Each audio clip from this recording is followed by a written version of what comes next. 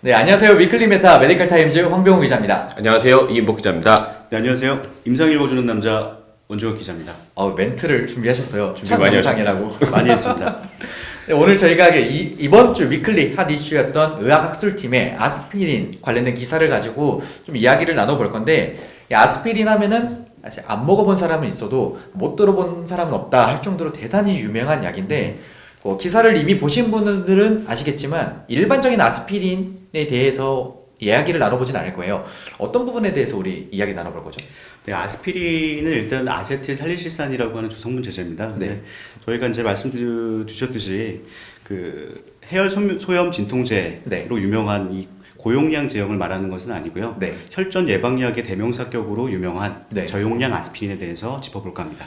사실 저같이 들어본 사람들은 많아도 고용량, 저용량 이렇게 나눠서까지는 잘 구분을 못하는데, 이 아스피린이라는 약이 대단히 오래된 약이잖아요. 그러면 이 저용량에 대한 것도 대단히 예전부터 이렇게 다뤘던 거라고 보면 되는 건가요? 네, 그렇습니다. 그러니까 혈전 예방약의 효능 효과가 밝혀지기 시작한 것은 네. 지금으로부터 한 50년 전이죠. 아, 1910년대.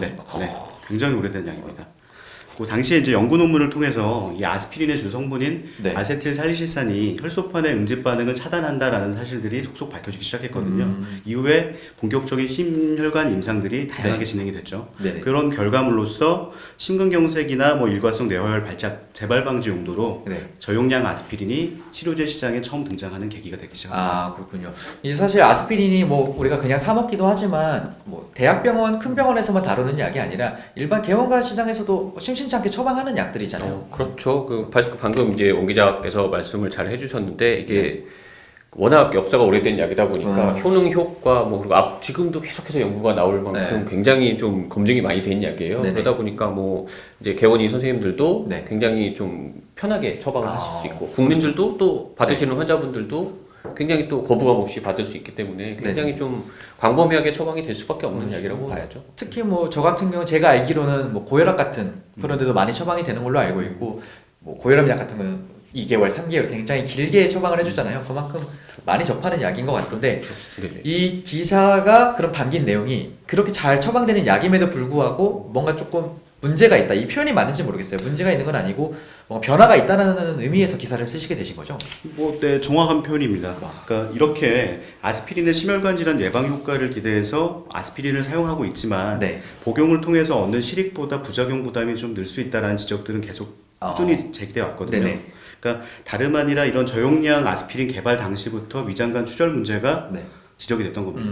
그러니까 이런 부작용 문제를 네. 좀 얘기를 하자면 작용 기전을 사실 짚어봐야 됩니다. 이유가 있군요, 이게. 그렇죠. 간단하게 짚어보자면 이 아스피린이 억제하는 콕스라고 하는 효소는 콕스 1과 2로 나뉘는데요. 네. 이 아스피린이 콕스 1과 2를 억제를 하면서 위장장애라든지 또 위장관 출혈 성향이 조금 증가한다라는 문제들이 발견되기 시작했습니다. 그렇군요. 이게 사실 저도 가정의학회에도 갔다 오기도 하고 최근에 다들 학회를 다녀오셨지만 이런 부분이 언급이 많이 되는 것 같아요. 실제 취재도 하셨잖아요, 이런 부분에서. 그럴 수밖에 없는 게 이게 아까도 설명을 드렸지만 이게 대학병원보다는 개원의 선생님들이 많이 처방을 하시는 약이고 또 네. 국민들도 굉장히 좀 쉽게 먹는 약이기 때문에 네네. 이게 아무래도 그 1차 의료의 대표 학술 단체가 이제 가정의학회 그렇죠. 그러다 보니까 이제 가정의학회에서도 이번 충계 학술 대회 이제 별도 실사를 만들어서 좀 논의를 했어요. 근데 그만큼 이제 많은 관심들을 받고 있다라는 거. 이 변화에 대해서 많이 체감을 하고 있는 것 같은데, 이게 사실 빅 이슈가 됐던 게 심장학회든 이렇게 자주 사용하는 곳에서 이슈가 되셨고,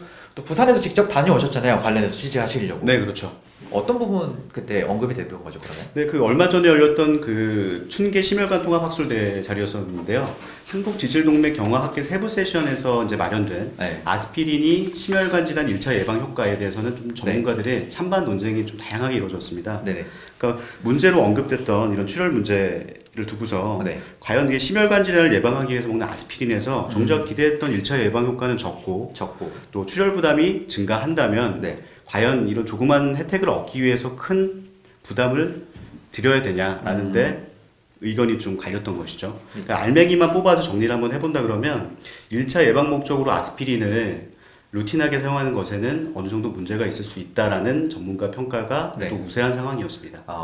일 하나 얻자고 일을 잃는 그런 상황이 그렇죠. 발생할 수도 있다는 우려가 있는 거죠. 그럼 이제 사실 학회도 저도 많이 다녀보면 이렇게 얘기들을 하는 게 우리 에비던스라고 표현을 많이 하는데 근거에 대한 이야기를 많이 해요. 학회 같은 경우는 우리가 그냥 우리 의견을 얘기하는 게 아니라 이런 근거가 있기 때문에 이런 말을 한다라는 표현을 많이 쓰는데 실제로 갔을 때도 그런 에비던스를 가지고 이야기를 하는 거죠. 그렇죠. 그러니까 맞는 말씀 주셨는데, 그러니까 이 아스피린 심혈관 예방 효과 관련해서는 다양한 연구들이 나와 있습니다. 네. 근데 2000년을 기점으로 해서 좀 갈리는데요. 네. 2000년 이전에 나왔던 임상들을 보게 되면 일부 혜택이 있다라는 보고는 있습니다. 네네. 하지만 2000년 이후에 나왔던 임상들을 살펴보게 되면 네. 실제 혜택을 두고서는 네. 좀 의아해한다라는 아. 분위기들이 많거든요. 그리고 그런 측면에서 봤을 때 네. 작년 2018년도에 나왔던 이 세 편의 대규모 무작위 대조군 임상 결과를 좀 주목해 볼 필요가 있습니다. 네네. 근데 여기서 이 좀 말이 어렵죠. 네, 무작위 네. 대조군 임상. 네, 무작위 대조군 임상이라고 네. 하는 것은 이제 임상 근거적인 측면에서 봤을 때 가장 영향력이 높은 연구 결과다라고 생각하시면 될 것 같습니다. 네. 이제 그랬다면 이 결과들이 어땠을까? 네. 궁금하지 않나요? 어떻게 나왔나요? 네, 이 결과들을 보게 되면, 그러니까 중등도 위험군을 대상으로 했던 뭐 어라이브 임상이라든지, 네. 또 당뇨병 환자 대상의 어센드 임상, 네. 또 고령 환자 대상의 아스프린 임상에서는 아쉽게도 그 기대했던 어떤 혜택보다도 출혈 네. 부담이 좀 많이 발견됐다라는 결론을 지었습니다. 이제 그런 결론 때문에 지금처럼 이런 변화들에 대해서 이야기를 다 하고 있는 거죠. 네, 그렇습니다. 사실상 그러면 예방 효과가 뭐 그다지 기대할 만하지 못하다 뭐 이렇게 결론이 네, 났다고 정확한 봐요. 표현일 것 같습니다. 그러니까 이 해당 결과들을 좀 간단하게 보게 된다 그러면 네. 그 아스피린의 심혈관 아웃컴 개선에서는 뭐 네. 혜택이 있다, 위험이 있다 이런 거 없이 네네. 중립적인 결과들을 보였고요. 네. 또 문제가 됐던 주요 출혈 위험도는 유의하게 증가를 하면서 이제 학계 심장 전문가들도 야, 아스피린 사용을 두고는 좀 회의적이지 않을까라는 입장을 보였던 게 사실입니다. 아, 그렇군요. 사실 뭐 이런 부분들 외국 학회 같은 데서도 우리가 많이들 얘기하는 게 미국에서 이렇더라, 뭐 유럽에서 이렇더라 이런 부분에 대해서도 많이 언급을 하잖아요. 그렇죠. 이게 아무래도 지금 이제 나와 있는 임상들도 대부분 다 이제 미국이나 유럽에서 네. 나온 거고 또 메타 분석 같은 경우도 이번에 유럽 패키지에 실린 거거든요. 네네. 그게 이제 전 세계적으로 이제 파장을 일으키고 있는 거고요. 네네. 그래서 아무래도 이제 세계 의학계를 이끌어 나가는 게 유럽이고 미국이다 보니까 그쪽에서 무언가 이렇게 발표가 되면 우리나라에도 이제 영향을 미치고 아시아까지 넘어오는 그런 그럼요. 경향이 많아요. 그래서 해외 주요 학회들에서도 아무래도 이게 좀 뜨거운 이슈가 되겠죠. 그래서 원종혁 기자님도 뭐 이런 부분에서 사실 외국 학회 항상 집중하고 계시고 변화들도 네네. 보고 계시는데 외국에서는 어떤 변화들이 지금 있다고 보면 되는 건가요? 이모 기자님께서 잘 설명을 주셨는데 현재 미국이나 유럽 심장학회 가이드라인에서도 네. 이런 뚜렷한 변화들에 대한 기조가 분명합니다. 그러니까 심혈관 질환의 1차 예방 효과를 두고는 네. 아스피린을 우선 권고하지 않는다라는 입장이 좀 뚜렷한 것이죠. 네. 그러니까 일단 그 작년과 올해 개정된 미국이나 유럽의 이런 심혈관 가이드라인만 봐도 네. 아스피린의 항혈소판 요법에 있어서는 심혈관 질환이 없는 환자에서 네. 아스피린의 사용은 주요 출혈 위험을 증가시킬 위험이 있기 때문에 추천하지 않는다. 아, 추천하지 않는다. 네, 분명히 했습니다. 그렇군요. 이게 사실 추천하지 않는다라고 딱 명확하게 못 박아버리니까. 네. 그럼 이렇게 학회에서 이제 전반적으로 다들 시선들이 변화 있고 뭐 이견이 거의 없는 상황인 것 같아요. 이 부분에 대해서는.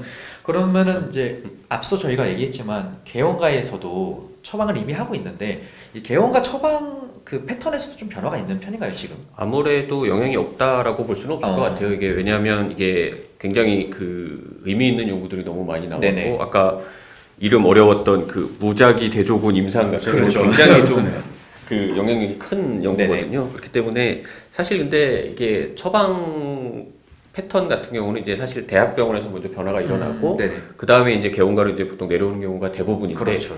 이게 이 아스피린 같은 경우는 개원가에서 워낙 많이 쓰던 약이기 때문에 네. 이게 아무래도 그쪽에서부터 변화가 오는 경향도 지금 보이고 있어요. 네네. 이게 원장님들도 이제 교수님들만큼 이제 연구나 학술에 관심이 있으신 분들이 있으시기 네네. 때문에 그런 분들이 이제 먼저 이런 연구 결과들을 보고서 네. 처방에 조금 영향을 주고 계신 거죠. 이게 아. 아무래도 그러니까 대학에서 내려오는 처방과 네네. 개원가에서 올라가는 처방이 아마 어느 중간에는 만나서 조금씩은 이제 계속해서 변화가 일어날 수밖에 없다라고. 사실 학회 논의를 거의 뭐 바로 받아들여서 지금 처방의 변화가 일어나고 있다라고 볼 수 있을 것 같은데 한 가지 저는 그럼 궁금한 게 이제 제가 환자 입장이면은 내가 먹던 약 갑자기 안 주고 이러면은 막 불안하고 뭐 있나 막 이런 생각 들기 마련이거든요. 그렇죠. 네. 이런 부분에서도 그럼 조금 변화가 있을까요? 이게 지금 의사 선생님들도 가장 많이 고민을 하고 계신 부분이에요. 이게 왜냐면 처방을 해서 이제 드시는 분들은 그래서 이제 조정을 하시면 되는데 그렇죠. 처방을 뭐 이렇게 줄인다거나 네. 조금 뭐 장기 끊었다 다시 먹는다거나 아. 뭐 이렇게 조정을 할 수가 있는데 흔히 저희가 이제 약국에서 흔히 접하는 뭐 프로땡땡 네. 같은 경우가 이제 그냥 선생님들하고 상의를 하지 않고 그냥 드시는 경우가 사 먹으면 많아요. 되는 거니까. 그렇죠. 네. 그러니까 이런 분들을 그러면 이제 오는 환자마자 이거 먹고 있냐 물어볼 네네. 수도 없고 그래서 이분들을 이제 어떻게 할 것이냐에 대해서 좀 이제 아마 지금 이제 학계에서도 논의가 좀 시작될 것으로 보고 있습니다. 그래서 실질적으로 뭐 추천하지 않는다는 가이드라인도 나오고 뭐 문제가 있다 없다라는 가지고도 이야기가 나오고 있는 것 같은데 이런 이야기가 나오면은 굉장히 오래된 약임에도 불구하고 뭐 제약 시장에 대해서 뭔가 좀 변화들이 있을 것 같기도 하고 우리가 예측해 볼 수는 있을 것 같네요. 어떻게 변할지 네, 모르겠어요. 충분히 뭐 예측 가능합니다. 근데 한 가지 이제 전제 조건을 달 수 있는 게 아스피린을 그동안 꾸준히 잘 복용해 오던 환자분이나 네. 또 앞으로 써야 될 환자들 또 이제 출혈 부담과 관련해서는 부담 위험은 있지만 네. 그러니까 프로톤 펌프 차단제라고 하는 이런 PPI 제제들과 병용해서 썼을 때 네. 출혈 부담이 좀 줄어든다라는 네네. 또 연구들. 임사 결과들도 있거든요. 그러니까 이런 것들과 관련해서 의견은 분분한 상황입니다. 근데 네네. 좀 여러 학계 전문가님들의 의견을 좀 종합해 본 결과로 네. 말씀을 드리자면 네네. 그러니까 아스피린의 심혈관 질환 1차 예방 효과를 기대하는 시대가 저물었다라고 말하기는 좀 이르다. 하지만 이르다. 하지만이 중요한 것이죠. 네. 하지만 이런 아스피린의 역할은 입시는 네. 줄어들 수 있다. 좁아질 수 있다라는데 네. 전문가 평가들이 좀 많이 모아지는 상황입니다. 어떤 식으로든 좀 변화는 일어날 수밖에 없겠네요. 네네. 뭐 저희가 이제 나온 기사 또 나올 기사에서도 이런 자세한 이야기들 나눴기 때문에 뭐 기사들 보시면은 아마 좀 더 자세한 내용들을 확인하실 수 있을 것 같은데 사실 이런 변화는 뭐 일주일, 한 달 이런 사이에 변하는 게 아니라 굉장히 장기적으로 보고 변화하는 거기 때문에 저희도 뭐 두 분께서 기사 계속 팔로우 하실 예정이신 거죠? 이 부분에 대해서. 네, 그렇습니다. 저희들도 네. 앞으로 이게 아마 말씀하셨듯이 한두 달에 아마 정리되지는 않을 거예요. 그렇죠. 그래서 네. 앞으로 계속해서 장기적으로 아마 기사가 나올 테니까 많이들 관심 가져주시면 고맙겠습니다. 그러니까요. 저희 뭐 기사 또 나오면은 이거 가지고 다른 이야기 나눠볼 수 있는 네. 시간 가질 수 있을 것 같기도 하고요. 저희 기사 팔로우 할 예정이니까 계속 봐주시면 좋을 것 같습니다. 저희가 또 다음 주 핫 이슈 가지고 위클리 메타 찾아뵙도록 하겠습니다. 감사합니다. 고맙습니다.